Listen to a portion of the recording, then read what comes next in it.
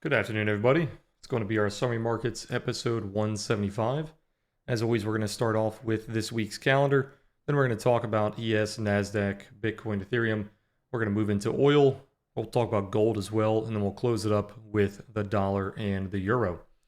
So starting off with this week's calendar, we have nothing to look out for on Monday. Moving on to Tuesday, we have consumer confidence at 10 a.m. We have new home sales, the manufacturing index at 10 a.m. as well. And then we have durable goods. Durable goods comes first at 8:30. So watch out for the durable goods at 8:30 in the morning, and then consumer confidence at 10 a.m. The other numbers are pretty medium impact. Moving on to Wednesday, we have Powell speaking. Let's take a look. What is he speaking about here? It says it's a policy panel with the ECB. So that's going to be at 9:30 in the morning, right at the bell. Right after the bell, we have bank stress test at 4:30, and that is pretty much it for that day. Wholesale inventories, not really a big deal, but you can watch out for that if you guys are trading pre-market. That's going to be at 8:30. On Thursday, we have GDP. This is a really big number, so make sure you watch out for this. That is going to be at 8:30 in the morning pre-market, as well as unemployment claims, price index, and then at 10 o'clock, we have the pending home sales, and that is pretty much it for Thursday. Moving on to Friday, we have PCE. So this is the other biggest, probably the biggest data point for this week. Make sure you watch out for that at 8:30 in the morning on Friday. We have personal income, personal spending coming out at 8:30 as well. Chicago PMI at 9:45, and then a couple of numbers coming out at 10 a.m. with consumer sentiment and inflation expectations. So that's a lot of stuff happening this week. Realistically, the numbers you guys want to watch out for, PCE is going to be probably the biggest thing for the week. And then we have GDP. That's going to be really big as well. Consumer confidence, it says it's high impact. It's not really that big of a deal unless it's really far off the mark. So keep an eye on that. So realistically, PCE, unemployment, and GDP are the biggest numbers you want to watch out for. Clearly, when Powell speaks right around the time that he starts speaking, watch out for those headlines, and you should be good to go. All right, let's start off with ES here.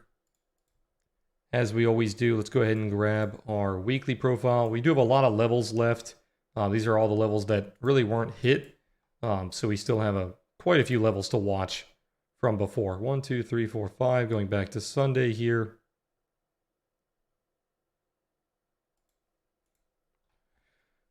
All right, so let's grab our last week's levels. We have the Valeria low trading at 43.90. We have the POC trading at 44.12. Let's make sure we make these dashed so we know they are weekly levels. And then we have the Valeria high right here. And because that's overlapping, we're going to go ahead and get rid of these intraday levels that are kind of overlapping here. There we go. All right, let's bring back the intraday profiles. Let's look for any levels that are not overlapping. So we have this intraday level here, the Valeria high Friday at 98. We can mark out the Valeria low as well. That will be our bearish trigger. What else do we have here? We could probably mark out this level. It's not overlapping too much. And I think we have enough levels to the upside that have not been tested. And we already have levels set up for the downside as well. So that's realistically all we need. So let's take a look at these levels. So what we're looking at here, if you guys remember, this zone right here is the single print zone all the way back from June 12th. So we had some single prints on the market profile that were not filled in. And that is the only day since June 12th that has any single prints left open. So all of these days here are pretty much perfectly efficient. Any poor highs and poor lows they had have been repaired. Any single prints they had have been repaired. So the only inefficiency left is that single print zone all the way back on June 12th. So that's going to go from, let's see here, 43.80 down to 43.70. So that's going to be the bearish target for next week. If it does get extremely bearish and we hold below that 70, we're going to look for a pullback possibly into 43.41, and then it probably not going to happen, but if everything comes out bearishly next week, we could be looking for a gap fill into 4,300. But like I said, that's a pretty big drop for next week. Probably not going to happen, but we'll keep an eye on it. So that rollover gap from June 8th to June 9th is still in play.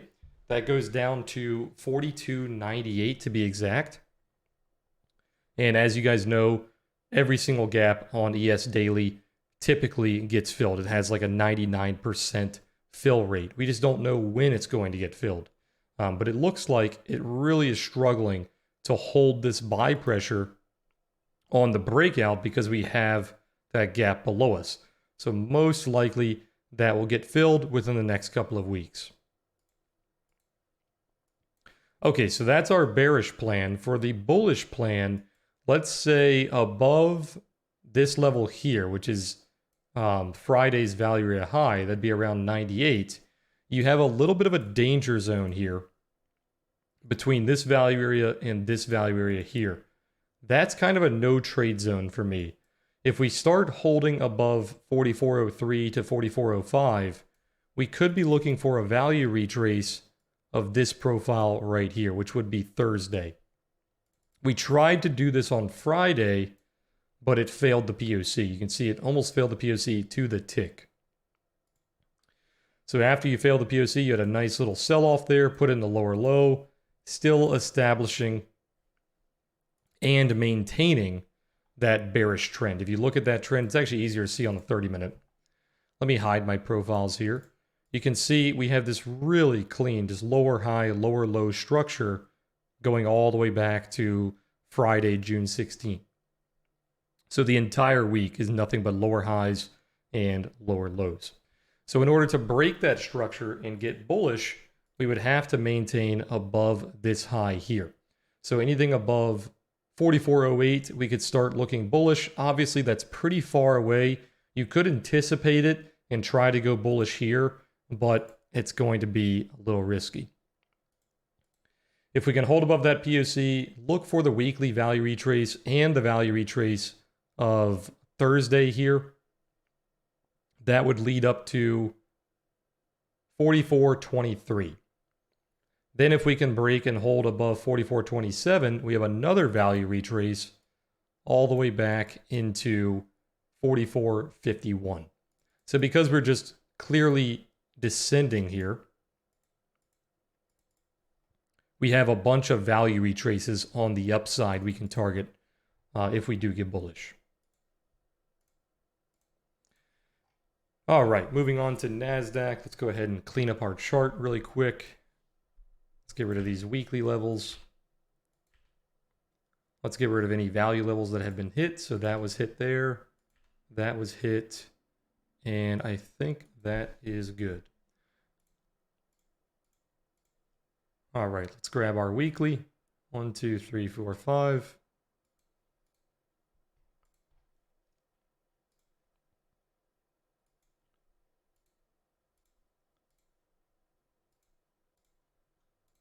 Make sure we grab all of our weekly value levels.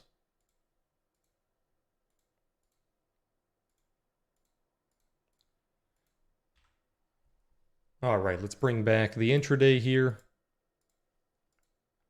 And let's mark out any levels that are not overlapping.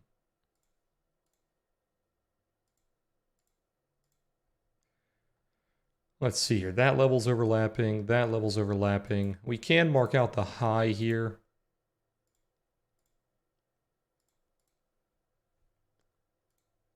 Let's go ahead and grab this value area high right here as well. And I think that is good. All right, so what we're going to say for NASDAQ is if we stay below 988, there's a little bit of a danger zone here as well, because that will look bearish, but you have a little bit of support in this area right here. If we start staying below this support, which would be below 955, we could look for an impulse down to 884, worst case scenario down to 763. Does NASDAQ still have that gap? It does. So NASDAQ's gap is all the way down to 529. That's pretty far away. So like I said, probably not going to happen this week. But if all the data that we get this week comes out bearish, we definitely could be looking for that level. Okay, to the upside, 097 would probably be our bullish trigger here, but same thing on NASDAQ that we said on ES. You have this lower high and lower low structure. It actually missed the lower low there, so it's slightly more bullish than ES. But to get really bullish on NASDAQ, we have to break these previous highs. So if we can start holding above 156 or 238, we could get pretty bullish into 291, 329, and 412. But as it pushes up here, getting bullish on these highs is going to be a little hard because it could be a lower high. You could be getting trapped. So be very careful if you are taking the bullish plays around that trend. All right, moving on to Bitcoin here. Bitcoin had a hell of a run last week. You had a couple of different things happen that led to this bullish breakout. I can't remember all the headlines off the top of my head, but I do remember they had some pretty good news. I'm trying to remember what the big one was. I know one of them was that they saw some of the Bitcoin that was being taken by the government was being moved around. And then I saw something about Binance receiving a lot of funds or something like that. I'm probably butchering these headlines. I'm not really following Bitcoin too much anymore.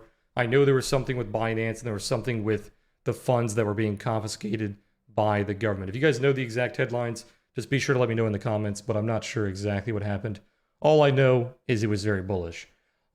If we can start holding above this previous target that we had, above 31,000, you want to look for 32.9, 36.1, and 39.3. Obviously, these are much wider targets than we typically have because we're not really looking at Bitcoin on a short scale. We're looking at it on a much longer scale. So the previous targets that we had around 29.9 and 31, those have been hit. You're putting in some top dojis here, so it's kind of forming a distribution. So look for any buyer delta above 31.4. Then I would be looking for 33 as my breakout target.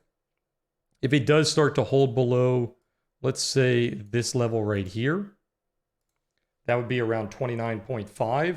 I would be getting pretty bearish back into this impulse to retest some of that value. So probably around, we could probably get rid of this at this point. I would say probably somewhere around this previous high. So somewhere around 28.3 would be the bearish target if we start losing that low.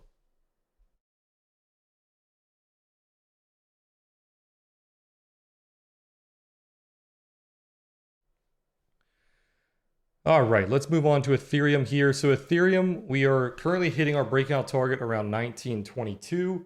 The next target would be 1993 on that previous POC. It's a value level that we marked out from previous weeks.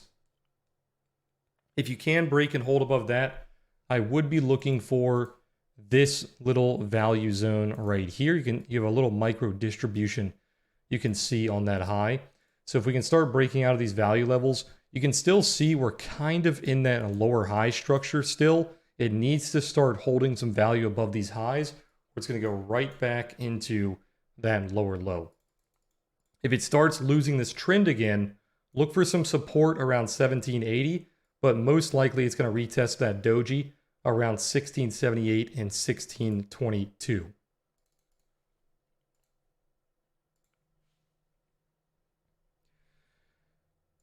All right, moving on to oil here. Oil has been extremely choppy the last few weeks. You can see we're just getting chopped out. It's kind of stuck in this accumulation phase. What you want to look for oil is very similar to what we talked about on that bearish channel for crypto. You kind of have a little micro bearish channel here. You have that lower high structure. We want to be looking for value above 74. If you can break and hold above 74, we want to look for that impulse back to 81. If it can't do that, you're still looking for lower lows, possibly into 65. Be really careful trading in this area right here. It's getting extremely choppy.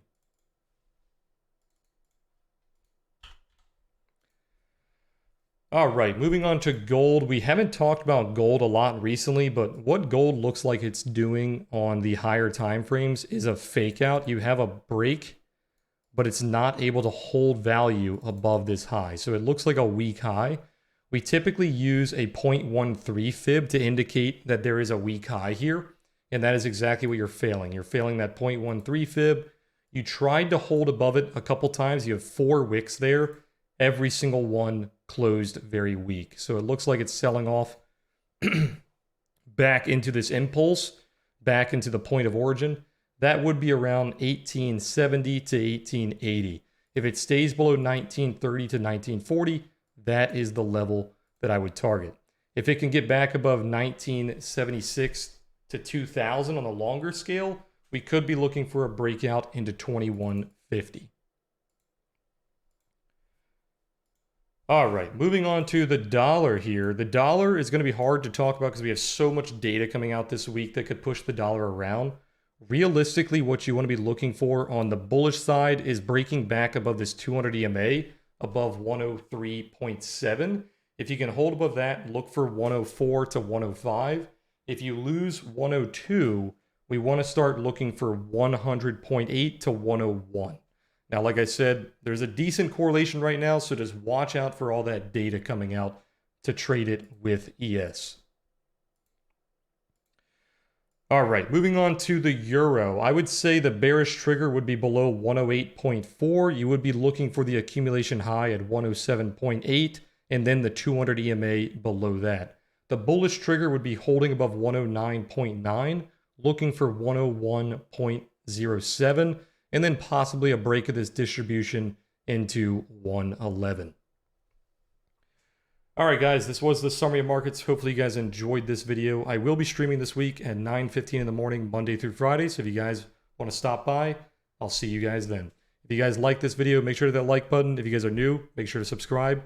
I'll see you guys tomorrow.